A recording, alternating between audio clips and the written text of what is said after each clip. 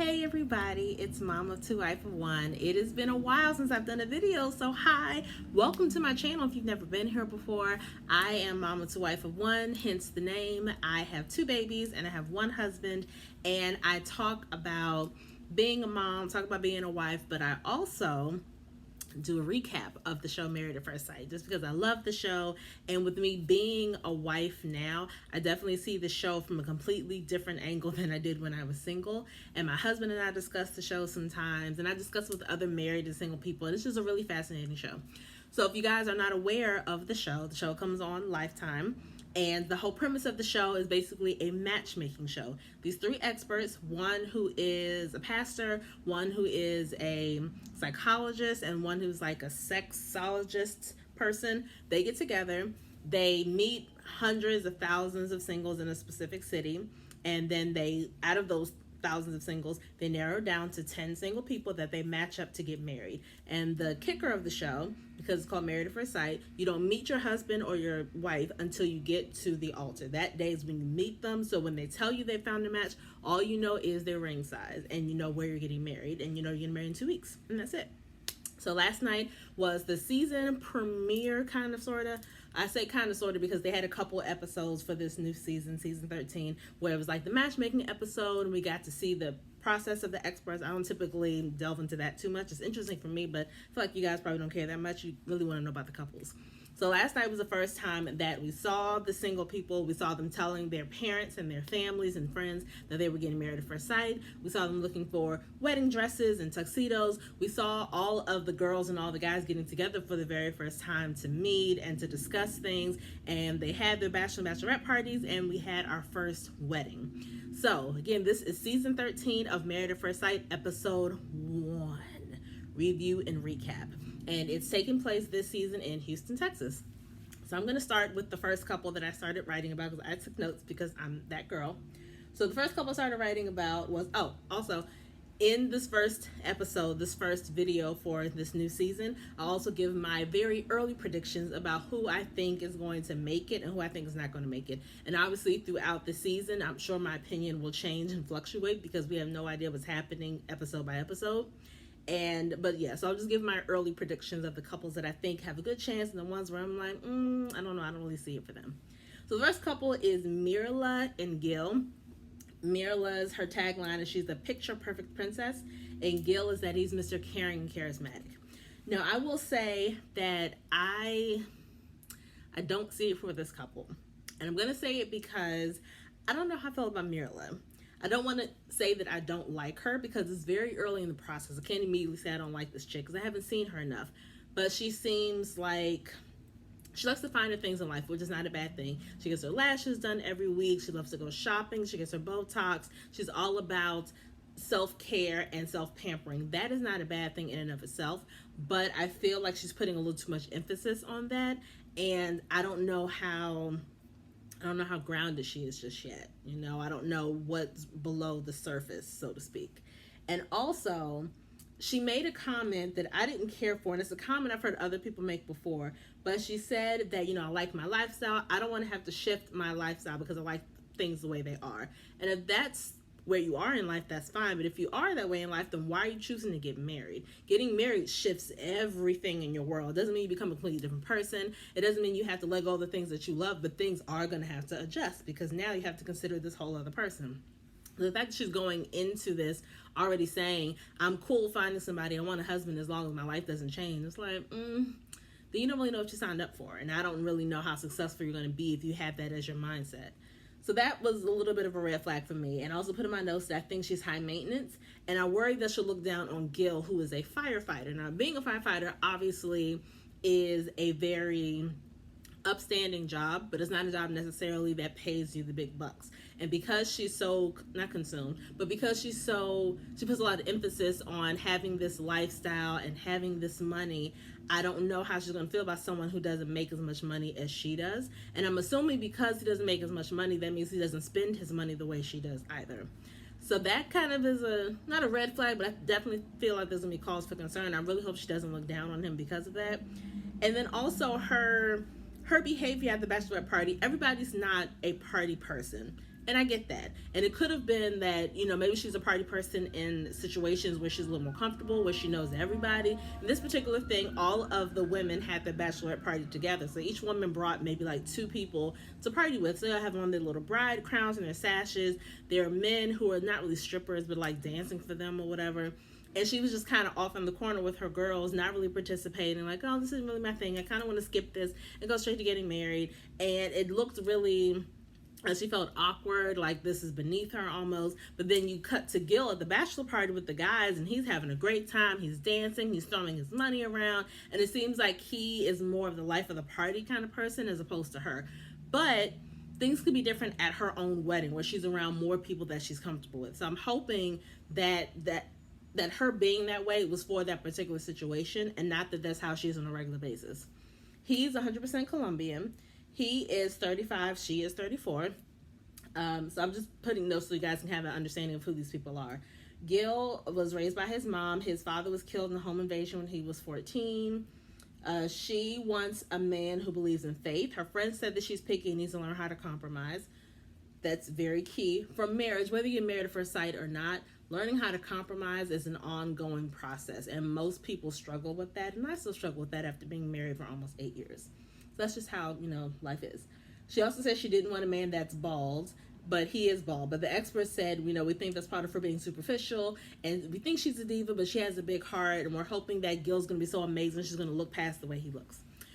And sometimes that happens on the show, and sometimes it doesn't, but I'm going to call it. I don't think Mirala and Gill are a really good match, and I'm going to say now that they're not going to make it. Things could change. She could definitely surprise me. He could surprise me for all I know. But right now I'm going to say Gill and Mirala that they're not going to make it.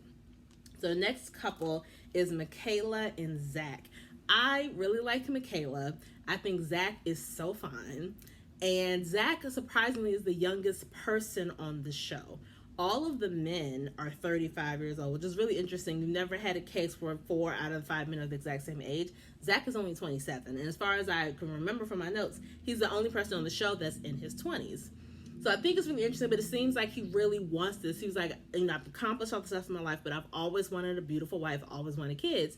And he says that all the time, and he says how he's been practicing his vows every day. So he seems really excited about being a husband. This is something he has wanted for a long time. I also thought it was interesting that in 27 years, he's never been to a wedding. So his wedding is going to be his first one. I thought that was kind of strange. But I like how enthusiastic he seems, and looking at them at their respective bachelor and bachelorette parties, they both have a lot of energy. So I think that they're going to match each other's energy and match each other's crazy, so to speak, and that they both like to have fun. And together, they are a very attractive couple. They look really, really good together. His thing, though, that I think probably caused a red flag for her, is that his longest relationship was 9 months. Like in his whole entirety of 27 years, longest relationship he's ever had has been 9 months.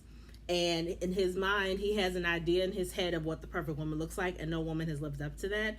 And it's okay to have attributes that you're looking for in the opposite sex, but to have this very specific thing in mind of what you want is very dangerous, because someone could have 80% of those things, but if they don't have that full 100%, you may be turned off, and then you're going to block your blessing and cut that person off.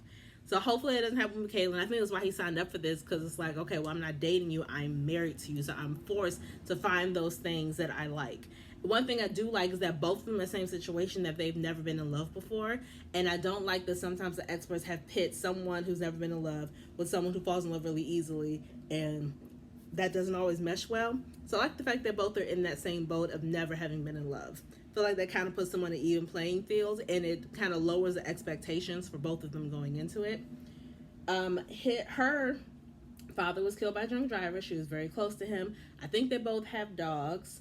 And so it's also something that he said, which I thought was interesting. He struggles with being enough for himself and for other people. It seems like he puts a lot of pressure on himself to be the guy, the perfect son, the perfect brother, the perfect all of this stuff. So I do worry a little bit that him putting that kind of pressure on himself is going to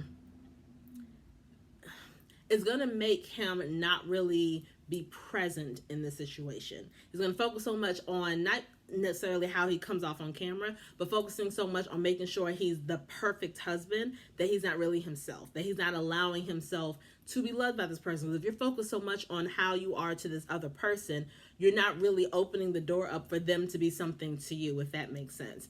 It's like he's focused so much on being this great husband that he's not really, I fear that he won't give her the room to try to be the perfect wife for him. So hopefully that's something that they can work through together. I want to hope that they'll stay together because they are a black couple. I always root for the black couples. So I'm going to say prematurely that Michaela and Zach are going to make it, that they're going to actually last. So I'm saying yes for them. Bao and Johnny, my understanding, in all the years I've watched Married at First Sight, I believe this is the first Asian couple that the show has ever had. I really like Johnny. I think Johnny is really smart. He seems really funny, great sense of humor. He has emotions. He's emotional because he told the story about his parents and how they got divorced and how he has a love-hate relationship with his father. He was raised by his mom as a single mom, and all his aunts and uncles very, very close to his family.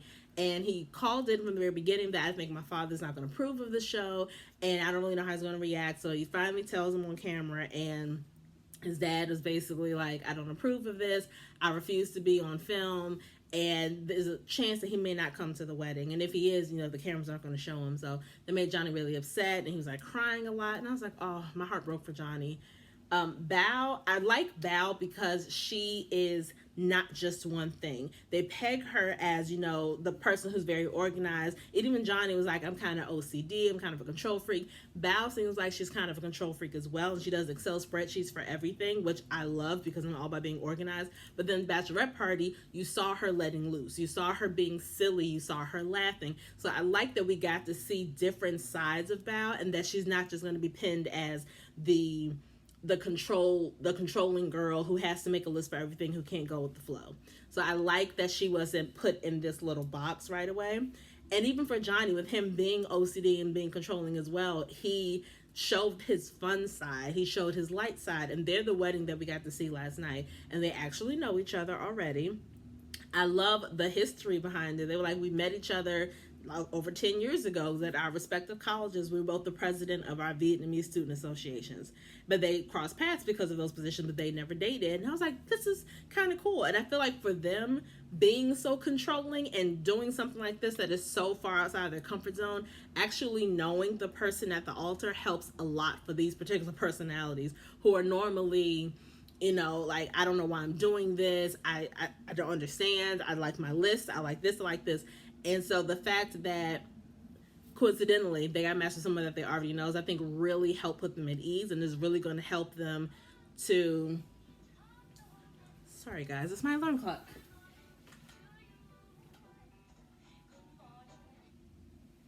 It's always something.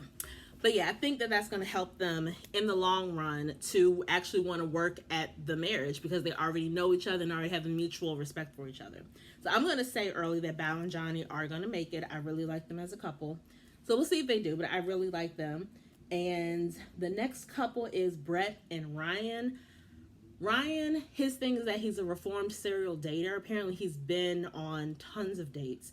But he's a hopeless romantic, and he falls in love pretty easily from what his family says. One thing that I did note, when he told his mother, his father, and his sister that he was getting married at first sight, they were all eating dinner, but as soon as he said that, the mother and the sister stopped and were like, what? And the father kept shoveling food in his mouth. I thought that was funny. And also the father was like, why can't I have a normal son? And it's interesting that he says it because again, they're in season 13, so his son is not the first one to do this, and I'm sure they had to have heard of the show by now. But I love just the camaraderie he had with them. He is 35. Ryan is 35. He has a dog. It says that he's dated a lot, but he's ready to settle down. He lost his best friend 18 months ago, and losing his best friend kind of made him look at life a little differently and want to make different decisions for his life. So that's why he kind of made the decision then and there, okay, I need to settle down. I need a wife. I need to, be with just one person. And he loves the outdoors and loves getting his hands dirty. Brett, which I love her name, Brett. I think it's such a really cool name for a girl. She's 33, and she has a dog as well. She hasn't been intimate in over 2 years, but that includes kissing. So she didn't even kiss a guy in 2 years, which I think is really interesting as well, because that can kind of go either way. They've had someone on the show before who was a virgin, and they made the season for her all about the fact that she was a virgin, all about the fact that she couldn't relax, all about the fact that he had, putting all this pressure on him almost to make her comfortable enough to open her legs, basically. But they made that her thing. So hopefully for Brett, they won't do that. I really like Brett's personality. She seems really down to earth, really chilled, relaxed. She seems to be all about the process, but she loves hanging with her friends. She just seems like a nice person. She just seems like a really nice, just chilled out person. So I like her. She's also Scorpio, because she mentioned that. I was like, I am. Because I am a Scorpio too, so that made me happy.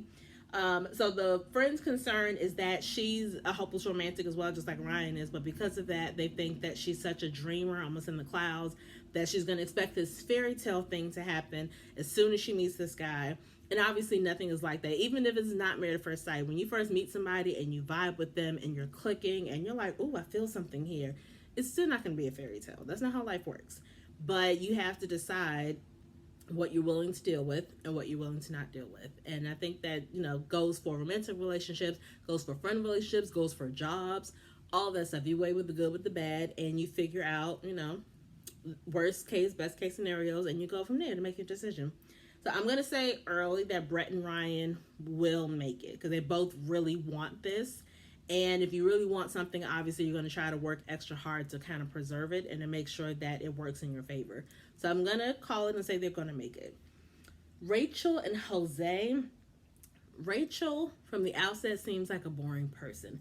Doesn't mean that she is, but I didn't really get a good, not a good feeling, I won't say that. I didn't get a good handle on the kind of person that she is last night. I feel like they didn't focus a lot on her. Jose seems like he has his stuff together. Like Jose was like, I have my bachelor's, I have my master's, I work at NASA, I paid off my student debt, I paid off my truck, I paid for like 2 homes. Like he kind of has his stuff together, which I really appreciate that. So I like, and one thing I love about Jose is he was with the guys and they were all talking and they were like, have you thought about your vows? What are you worried about when you get up there? And he was like, I just have so many questions for whoever my wife is. Like, I literally wrote down every question I want to ask, and it's like 256 questions that I wrote out because I'm just so excited. I want to know who this person is. And I was like, that's my kind of man. Man who has a plan, who writes down his plan. That's me all day. So I like Jose. Rachel, like I said, I just didn't really get to learn a lot about her. I know she's 33. She's called the Blossoming Bride. I don't really know why. I guess. One thing that I thought was interesting is that her friend said that she's too accommodating, and her mother said that she keeps everything inside. And I feel like Jose, with him having all these questions, that gives me the impression that he's somebody who likes to talk.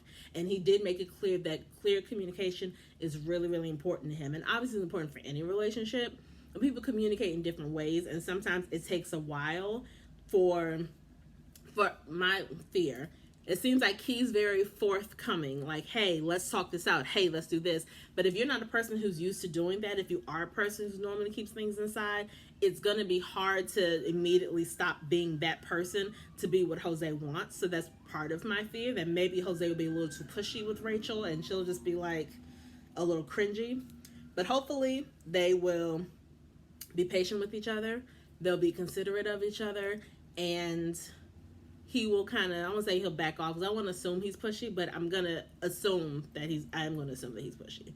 But we'll see. I'm going to say for them, I don't know. I'm going to say no, just because I don't like doing maybes. So I'm going to say no for them, because I also wrote in my notes that he is really picky about how he likes things done. He's routine and he's structured. He feels he hasn't met anyone on his level, and it's like, I don't know. I really don't like when people say things like that. So I'm gonna call it early and say they're not gonna make it.